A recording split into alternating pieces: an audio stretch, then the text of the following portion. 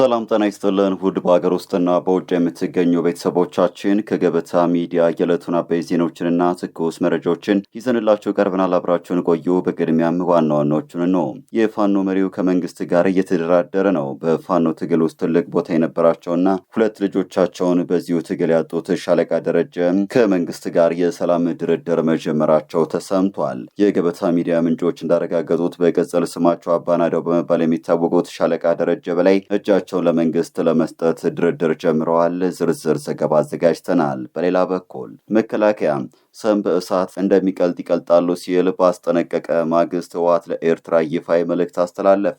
ህወሓት ለኤርትራ ህዝብ 35ኛ የነጻነት በዓልን ምክንያት በማድረግ ይፋዊ የመልካም ምኞት መግለጫም አስተላልፏል። በመግለጫው የኤርትራ ህዝብ ለራሱ ዕድል በራሱ የመወሰን መብት ላደረገው ትግል ያለውን ድጋፍ አረጋግጦ በሁለቱ ህዝቦች መካከል ያለውን ወንድማማችነትና ሰላማዊ ግንኙነት ለማጠናከር እንደሚፈልግ አስታውቋል። በስፋት እንመለከተዋለን። ይህ በእንዲህ እንዳለ የህወሓት ቡድን የመዝረፍ ልምምዱ ዛሬ የመጣ ሳይሆን በ1977 በነበረው ድርቅ ከተለያዩ የዓለም ክፍሎች ለህብረተሰቡ የተሰባሰበን እርዳታ በመዝረፍ ለራሱ የፖለቲካ ዓላማ መጠቀም እንደነበር የህወሓት መስራች የነበሩትና በአሁኑ ወቅት የትግራይ ዲሞክራሲ ፓርቲ ሊቀመንበር አረጋይ በርሀ ተናግረዋል። ዝርዝሩን ይዘነዋል። በተያያዘ ዜና በትግራይ ክልል የሚንቀሳቀሱ ፓርቲዎች ለሁለት እየተሰነጣጠቁ የኢትዮጵያ ብሔራዊ ምርጫ ቦርድን ህጋዊ እውቅና ያለው የትግራይ ነጻነት ፓርቲ አመራሮች መካከል አለመግባባት መፈጠሩና ለሁለት መከፈሉ ተሰምቷል። ክፍፍሉ የተፈጠረው አዲስ አበባና መቀለ በሚገኙ አመራሮች መካከል ነው። መነሻው ምንድን ነው? ግንቦት 9 ቀን 2018 እነ ሌተና ጀነራል ጻድቃን ገብረትንሳኤ የሚመሩት የትግራይ ሰላምና ለውጥ ምክር ቤት አዲስ አበባ ላይ ተመስርቷል። በስፋት ሰሙታላችሁ። በሌላ ዜና በአንዲት አራስ ላይ የተፈጸመው አሰቃቂ ጥቃት ማህበረሰቡን አስቆጣ። በደቡብ ምዕራብ ኢትዮጵያ ህዝቦች ክልል ዳውሮ ዞን ገና ወረዳ ደላሞ ማራቃ ቀበሌ የተወለደችው የ20 ዓመቷ ወጣት ሂሩት ደነቀ በጋብቻ ጋር በተሰነዘረባት አሰቃቂ ጥቃት ህይወቷ ማለፉ ተሰምቷል። ድርጊቱ በአካባቢው ማህበረሰብ ዘንድ ከፍተኛ ድንጋጤና ጥልቅ ሐዘንን ፈጥሯል። ይዘነዋል። ቻናሉን ሰብስክራይብ፣ ቪዲዮን ላይክ በማድረግ እስከ ፍጻሜ አብራችሁ እንድትቆዩ በአክብሮት እንጠይቃለን። ወደ ቀዳሚ ጉዳያችን እናምራለን። ሰበር ዜና። የፋኖ መሪው ከመንግስት ጋር እየተደራደረ ነው። በፋኖ ትግል ውስጥ ትልቅ ቦታ የነበራቸውና ሁለት ልጆቻቸውን በዚሁ ትግል ያጡት ሻለቃ ደረጀ በላይ ከመንግስት ጋር የሰላም ድርድር መጀመራቸው ሰምቷል። የገበታ ሚዲያ ምንጮች እንዳረጋገጡት በቅጽል ስማቸው አባናዳው በመባል የሚታወቁት ሻለቃ ደረጀ በላይ እጃቸውን ለመንግስት ለመስጠት ድርድር ጀምረዋል። ፋኖ ደረጀ በላይ በእስክንድር ነጋ አመራር ስር በፋኖነት ሲንቀሳቀሱ የቆዩ ናቸው። ቀደም ሲል ወደ መንግስት ከገቡት እንደ ካፒቴን ማስረሻ ሰጤና ፕሮፌሰር እያሱ አባተ እንዲሁም ኮሎኔል ፈንታው መሐቤና ኮማንዶ ፍቅሩ ሙልዬ ጋር በመቀላቀል የመንግስትን የሰላም ጥሪ ለመቀበል ውሳኔ ላይ ደርሰዋል ተብሏል። የሻለቃ ደረጀ በላይ የዚህ ውሳኔ ዋነኛ ምክንያት በፋኖ ትግል ውስጥ የሚታዩ ብልሹ አሰራሮችን በመቃወምና በሂደቱ ውስጥ በጋራ መግባባት ላይ መድረስ ባለመቻላቸው እንደሆነ ምንጮች ጠቁመዋል። ይህ ዜና ለመንግስት ስትራቴጂካዊ ጥቅም ያለው ሲሆን ለአማራ ህዝብም ተስፋና እፎይታን የፈጠረ ነው ተብሏል። የፖለቲካ ጥያቄዎችን በጠመንጃ መፍታት በአሁኑ ዘመን ጊዜ ያለፈበት አዝማሚያም ሆኗል። በኢትዮጵያ ውስጥ በተለይም በመንግስትና በፋኖ መካከል ያለው ግጭት በደም መፋሰስ ሳይሆን በሰላማዊ ድርድር ጠረጴዛ መቋጨት መጀመሩ ለሀገራዊ ሁለንተናዊ ሰላም ወሳኝ ነው የተባለ ሲሆን የኃይል እርምጃ ዘላቂ መፍትሄ ከመስጠት ይልቅ ለተጨማሪ ጥፋትና መፈናቀል የሚዳርግ በመሆኑ ሁሉም ወገኖች ለሀገራዊ መግባባት ቅድሚያ ሊሰጡ ይገባል ተብሏል። በግልጽ ውይይትና በሰለጠነ መንገድ ልዩነቶችን መፍታት ለሀገሪቱ የረጅም ጊዜ መረጋጋት ብቸኛው አማራጭ መንገድ በመሆኑ ሁሉም ወገኖች የሰላም አማራጩን እንዲያጠናክሩ ይጠበቃል። ኢትዮጵያ ውስጥ ለረጅም ጊዜ የታየ የፖለቲካ ጥያቄዎችን በኃይል የመመለስ ባህል ወይም ውደት ለሀገሪቱ ልማትና ማህበራዊ መስተጋብር ትልቅ ማነቆም ሆኗል። ድርድሮች ይህንን አጥፊ ውደት በመስበር የጥላቻና የመገዳደልን መንገድ በንግግር በመተካት ሀገራዊ መረጋጋት እንዲፈጠር መሰረት የሚጥሉ በመሆናቸው የሻለቃ ደረጀ በላይ ውሳኔ ብልህነት የሞላው ተብሎ ተወድሷል። በቀጣይ መረጃችን መከላከያ ሰም በእሳት እንደሚቀልጥ ይቀልጣሉ ሲል ባስጠነቀቀ ማግስት ህወሓት ለኤርትራ ይፋዊ መልእክት አስተላለፈ። ህወሓት ለኤርትራ ህዝብ 35ኛ የነጻነት በዓልን ምክንያት በማድረግ ይፋዊ የመልካም ምኞት መግለጫ አስተላልፏል። በመግለጫው የኤርትራ ህዝብ ለራሱ ዕድል በራሱ የመወሰን መብት ላደረገው ትግል ያለውን ድጋፍ አረጋግጦ በሁለቱ ህዝቦች መካከል ያለውን ወንድማማችነትና ሰላማዊ ግንኙነት ለማጠናከር እንደሚፈልግ አስታውቋል። ይህ የህወሓት መልእክት የተላለፈው የኢትዮጵያ መከላከያ ሰራዊት ጽምዶ በሚባለው እንቅስቃሴ በኩል በኢትዮጵያ ሉዓላዊነት ላይ የሚቃጣን ስጋት ለመመከት እርምጃ እንደሚወስድ ለዲፕሎማቲክ ማህበረሰቡ ካሳወቀ ማግስት ነው ሜጀር ጀነራል ተሾመ ገመቹ ለዲፕሎማቶች በሰጡት መግለጫ ይህንን እንቅስቃሴ ወደ መሬት እናወርዳለን ብለው ስንዝር እንቅስቃሴ የሚያደርጉ አካላት ሰም በእሳት እንደሚቀልጥ ይቀልጣሉ ሲሉ ከሰሞኑ ነበር ያስጠነቀቁ። ጽምዶ የተሰኘው እንቅስቃሴ በቅርቡ በፖርት ሱዳን ከተማ የተካሄደና ከኤርትራ መንግስት ጋር ግንኙነት ባለው ህምዶና ቲቪ የተላለፈ መድረክ እንደነበረ ይታወሳል። በመድረኩ ላይ ፖለቲከኛው አቶ አንዳርጋቸው ጽጌን ጨምሮ ሌሎችም ግለሰቦች ተገኝተው የነበረ ቢሆንም የአማራ ፋኖ ቃል አቀባይ አስረስ ማረ ዳምጤ ግን አቶ አንዳርጋቸው የተገኙት በግላቸው እንጂ ፋኖን ወክለው እንዳልሆነ ተናግረዋል። ቃል አቀባይ ፋኖ ጽምዶን እንደሚቃወም ቢገልጹም የፌዴራል መንግስቱን ከሚታገሉ ኃይሎች ጋር በጋራ የመስራት እንቅስቃሴዎች እንዳሏቸው ግን ጠቁሟል። ድርጅቱ በወጣው ይፋዊ መግለጫ የትግራይ ህዝብና መሪ ድርጅቱ ህወሓት ህዝቦች ራሳቸውን እድል በራሳቸው የመወሰን መብት እንዳላቸው የመወሰን መብት አላቸው ከሚለው የማይናወጥ መሰረታዊ መርሃቸው በመነሳት የኤርትራ ህዝብ ለ30 ዓመታት የራሱን እድል ለመወሰን ላካሄደው ታሪካዊ ትግል የነበራቸውን ድጋፍ በዚሁ አጋጣሚ ዳግም ማረጋገጣቸውን ገልጧል።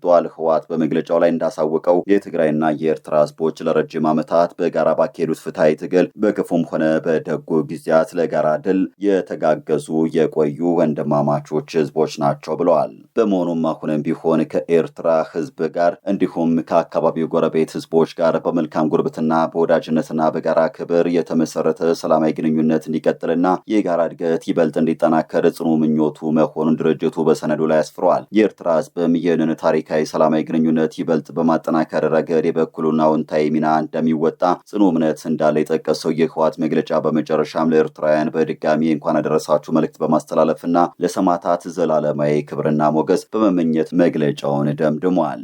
ይህ የህወሓት መግለጫ በፌዴራል መንግስቱና በህወሓት መካከል ያለውን አለመግባባት ሊያባብሰው እንደሚችል ተሰግቷል። በቀጣይ መረጃችን የህወሓት ቡድን የመዝረፍ ልምምዱ ዛሬ የመጣ ሳይሆን በ1977 በነበረው ድርቅ ከተለያዩ የዓለም ክፍሎች ለህብረተሰቡ የተሰበሰበን እርዳታ በመዝረፍ ለራሱ የፖለቲካ ዓላማ መጠቀም እንደነበረ የህወሓት መስራች የነበሩትና በአሁኑ ወቅት የትግራይ ዲሞክራሲያዊ ፓርቲ ሊቀመንበር ዶክተር አረጋይ በርሄ ተናገሩ። ዶክተር አረጋይ በርሄም ከጋዜጣ ፕላስ ጋር በነበራቸው ቃለ ምልልስ እንደተናገሩት የህወሓት ቡድን የትግራይን ህዝብ የመዝረፍ ልምምዱ ገና በትጥቅ ትግሉ ወቅት ጭምር የታየ ነው ብለዋል። በ1977 በአብዛኛው የትግራይ አካባቢ በነበረው ክፉኛ ድርቅ ምክንያት ከውጭ ሀገር የተገኘ በርካታ ድጋፍ ነበረ ያሉት ዶክተር አረጋይም በወቅቱ እሳቸው የቡድኑ ማዕከላዊ ኮሚቴ አባል በመሆናቸው ድጋፉ ለህብረተሰቡ እንዴት እናደርስ በሚለው ጉዳይ ላይ በነበረ ውይይት ለህዝቡ ከመስጠት ይልቅ ተሸጦ ለቡድኑ መጠናከሪያ እንዲውል ውሳኔ መተላለፉን በዚህም ልዩነት መፈጠሩን ተናግረዋል። በወቅቱ ከቡድኑ እንዲለቁና ሀገር ጥለው እንዲሰደዱ ካደረጋቸው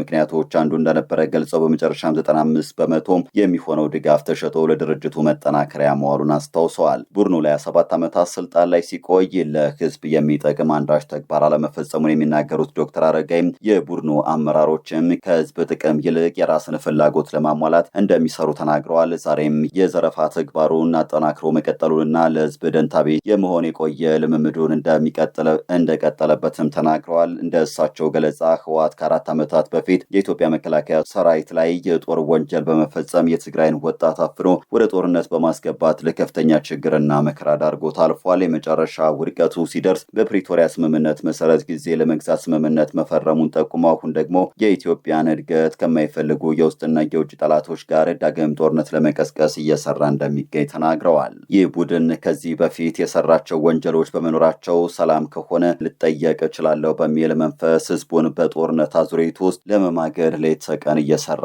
መሆኑን አብራርተዋል። የትግራይ ህዝብ የእነዚህን ኃይሎች ክፉ ተግባር ቢገነዘብም በ1 ለ5 አደረጃጀት እስከ ጎጥ ድረስ አፍነው እንደያዙት የገለጹት ዶክተር አረጋይ የጀመሩት የፖለቲካ ቁማር አደገኛ በመሆኑ ከዚህ ተግባር እንዲቆጠቡም አሳስበዋል።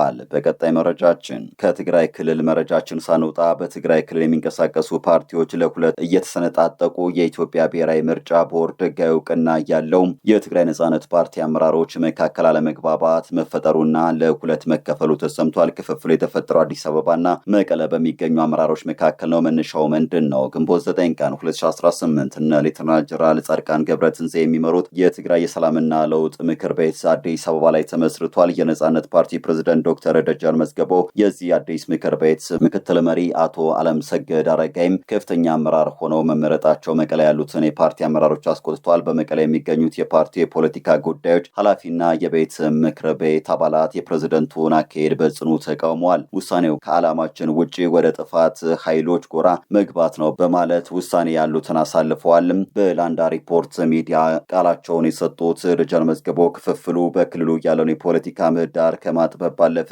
ፓርቲው ህጋዊ ሆኖ የመቀጠሉ ጉዳይ ላይ ከፍተኛ ስጋት እንደደቀነበት ተናግረዋል። ቀደም ሲል እንደ ህወሓት፣ ባይቶናና አዴፓም አሲምባ ዲሞክራሲ ፓርቲ ያሉ የትግራይ ፓርቲዎች በተመሳሳይ የውስጥ ክፍፍል ለሁለት መሰንጠቃቸው ይታወሳል።